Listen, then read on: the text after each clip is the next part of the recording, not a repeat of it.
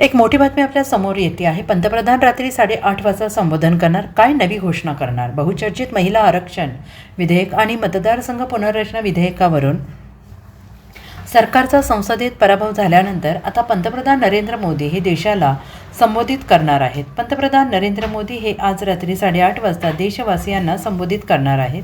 महिला आरक्षण विधेयक तसेच मतदारसंघ पुनर्रचना विधेयकावर ते मत मांडण्याची शक्यता वर्तवण्यात येते आहे. महिला आरक्षण आणि मतदारसंघ पुनर्रचनेसाठीच 131वं घटना दुरुस्ती विधेयक लोकसभेत एकमताने नामंजूर झालं. त्यानंतर पंतप्रधान नरेंद्र मोदींच्या नेतृत्वात झालेल्या केंद्रीय मंत्रिमंडळाची बैठक संपन्न झाली आणि विरोधी पक्षांना महिला आरक्षण विधेयक रोखल्याची किंमत मोजावी लागणार असं मोठं वक्तव्य पंतप्रधान नरेंद्र मोदींनी केल्याची माहिती आहे. महिला आरक्षण विधेयक रोखून विरोधकांनी खूप मोठी चूक केली आहे.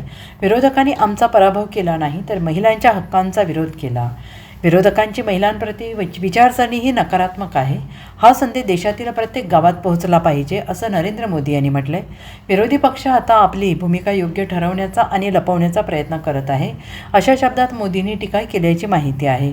नेमक्या याच मुद्द्यावर पंतप्रधान नरेंद्र मोदी हे देशवासियांना रात्री 8:30 वाजता संबोधित करणार आहेत. आता पंतप्रधान नेमकं काय बोलणार, ते काय भूमिका मांडणार, तसेच विरोधी पक्षांवर ते काय टीका करणार याकडे सगळ्यांचं लक्ष लागून राहिलं आहे. Bureau report, SBN Marathi, Mumbai.